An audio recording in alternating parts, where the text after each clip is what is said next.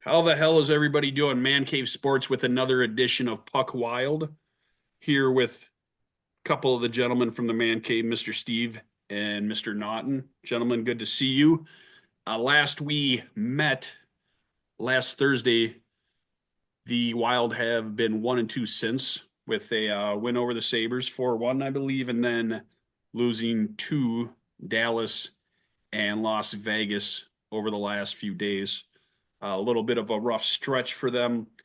I know last week we had talked about, if we were able to score 3 goals, good chance to win. Obviously, the last 2 games they have scored 1 goal, which isn't a winning formula. Obviously, the injuries are still a factor. However, now that they're down to, I believe, somewhere around 10 games left. Yes, I believe 10 games exactly. 10 games left. They're down here at the home stretch. All right, just give Mr. Naughton a chance to do whatever the hell he's doing there. Well, hey, I ran out of juice on my iPad. Sorry, bro. There you go. Continue on. Anyways, I'm going to start out with our statistician of the group, Mr. Steve. Kind of talk to us about the play the last couple of games in particular. And then I know you had previously discussed this 5-game stretch here at the end of March and what it meant for a strong finish in playoff positioning. Definitely was nervous about this last 5 game stretch because the last 7 in April that we have on paper, at least we've got better records, everything else, significantly better records than the teams we'd be facing in April. But you want to set yourself up so that there's not so much pressure. We can work in guys to, get ready for the playoffs, maybe rest some guys.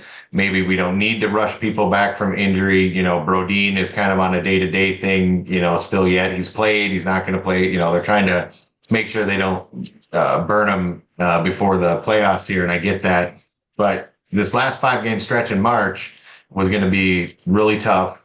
And depending on how we do here really dictates what we can do to get ready for the playoffs in April. And so, losing to the Stars 3-0. And then last night, the Knights, decided that for 2 or 3 minutes there, they're just nothing could not go into the net. It was the opposite of what happened with Spurgeon when he was blocking all the pucks and they were flying at him. It's like everything was going any which way. It's like they were mini drones finding the back of the net there for a couple minutes. So, it's not ideal. I knew we weren't going to come out with a bunch of wins here in the last 5 games, but I really wanted to hit, like I said, if we can get 2 or 3, that really sets us up in April to be able to get ready for the playoffs and that be our focus. We don't have to worry about seeding as much and we're good to go. But now, Thursday we're facing the Capitals and then we got a back-to-back with the Devils, which that's never a good time. We don't want that. The Devils, they're maybe a couple games behind us as far as the win-loss record, but you don't want that. You've got, you're 2 games in a row against anybody like that, you end up with a mini playoff hockey series and anything can, so I'd like us to see, we need to get 2, right? I think we need to beat the Capitals, which is going to be hard because the Capitals do not suck. They are, 7 games, they got 7 more wins than we do. So I think we got to beat the Capitals and steal 1 from the Devils because I don't think we're going to take 2 from the Devils. I think we can go 2 and 3 to finish March. That puts us in a good spot to be able to get ready for the playoffs in the way that we want to, rest the guys we want, bring up the kids we want to get a look at as maybe who's going to come in and maybe make the playoff roster. We got that kid coming out of, where is he at? Not in Denver? Denver, yes, indeed. Zeev William, man. Zeev William, yeah. It'd be nice to be able to get him. It'd be nice to get him in. But if we're not handling business here in March, if we don't get 2 of the next 3, that's really going to put us in a rough spot because, we look at the wild card standings here and Calgary, they're 4 points behind us, right? And St. Louis is only, really like one or 2 points behind us. So, it doesn't take much, right? That's a 2-3 game swing, right? We drop the next 3 the other teams pick up 2 or 3 over the next 4. Next thing you know, we're on the outside looking in, and now those last 5 games of April, now we're looking at must wins to stay in the wild card. So we got to pick up 2 or 3, 2 out of 3, I think, to really cement us and feel good about our position, because all it takes, we lose 3, get no points in the next 3. These other guys get, they pick up a couple of points, and we're sweating on April. So that's 2 out of 3. One from we want one from the Devils, and we got to beat the Capitals. That's what I'm thinking. Brian.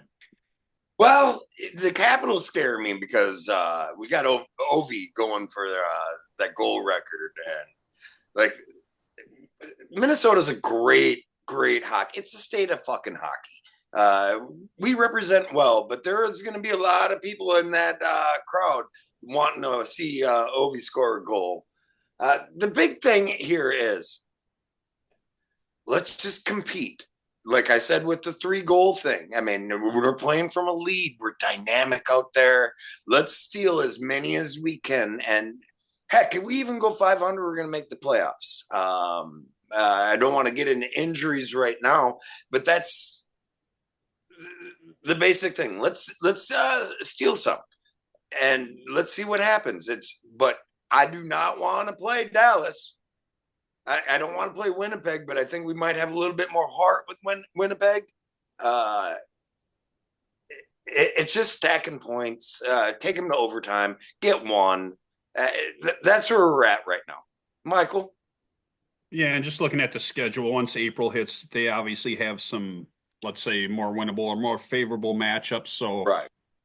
Just to your point, I mean, if they go 500 over these last 10, they should be fine. Do have an opportunity to maybe win a couple more, but what they don't want to do is get to a point where at the end of the season, those games are causing them headaches or they're fighting for their playoff lives in the last couple of games.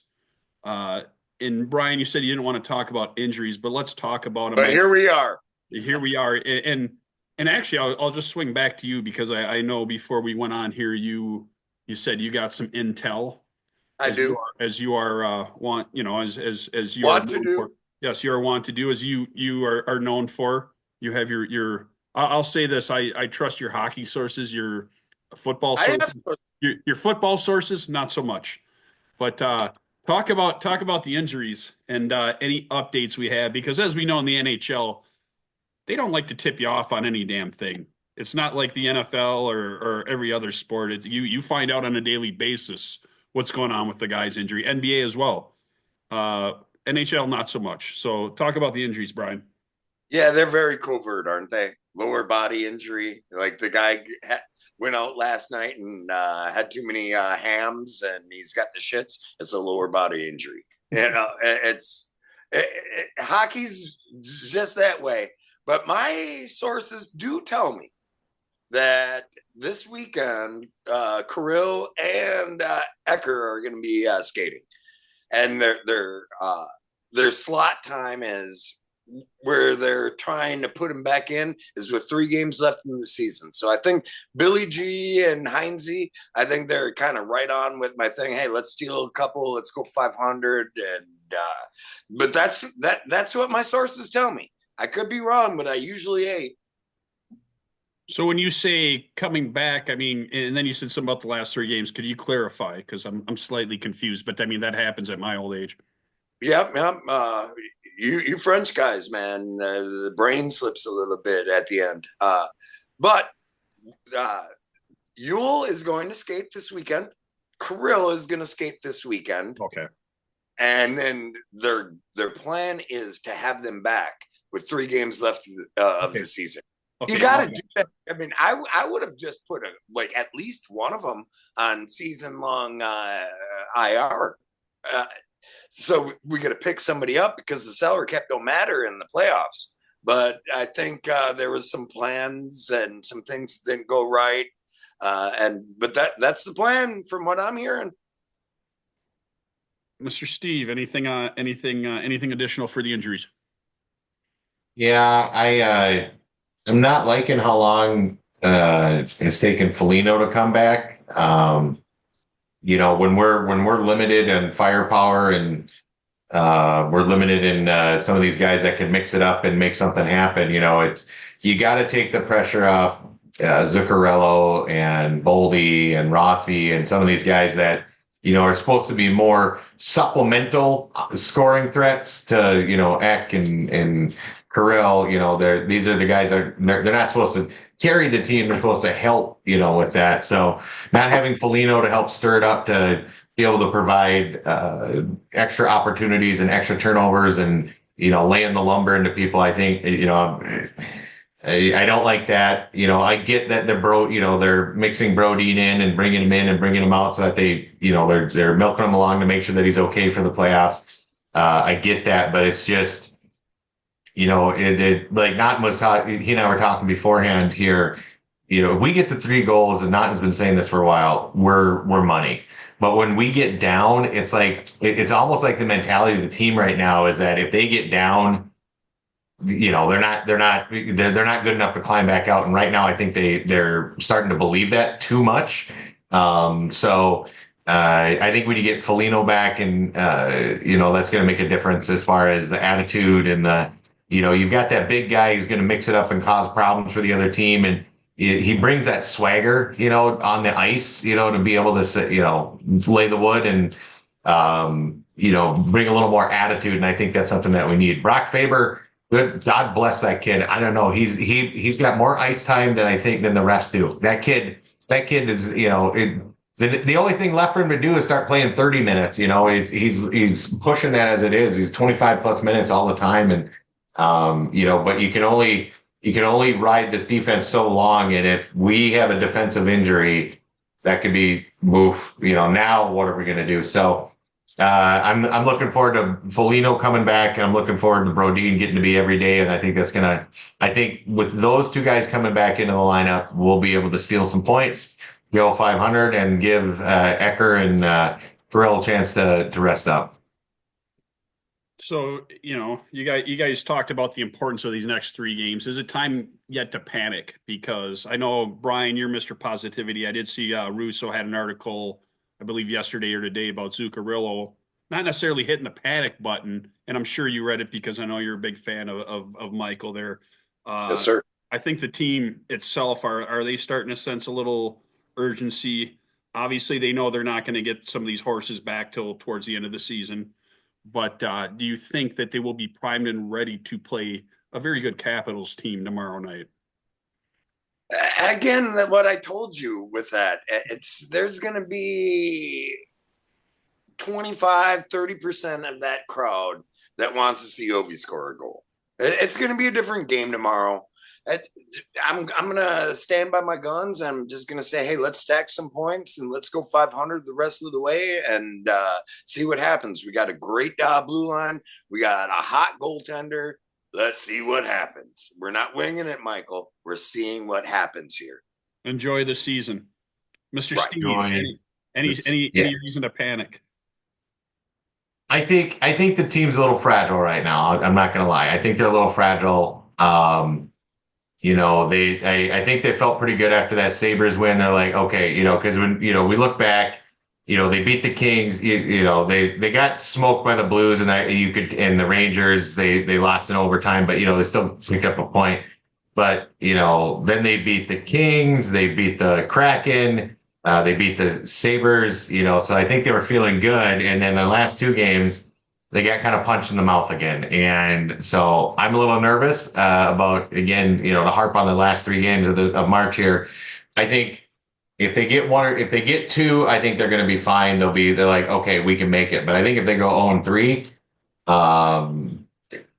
I think they're going to be gripping that stick real tight in April. So I want to see them. I want to see them. If they can take 2 here, or even if they're 1-1-1, right? They get 1 at overtime, and they pick up a point. I think, yeah. We get a couple. If we can pick up 2-3 points here, I think they'll be okay. They'll breathe a sigh of relief, and they think they can do it. But if we don't pick it, if we get smoked the last 3 games here of March, I think we're going to start seeing some players only or something going on where the team, burning sage, and then they're going to get the ayahuasca out and then go straight Aaron Rodgers on it. And, the darkness, the XL, they'll go completely dark and they all just sit around on the ice and they got Nordy in the middle chanting for him or something. I don't know.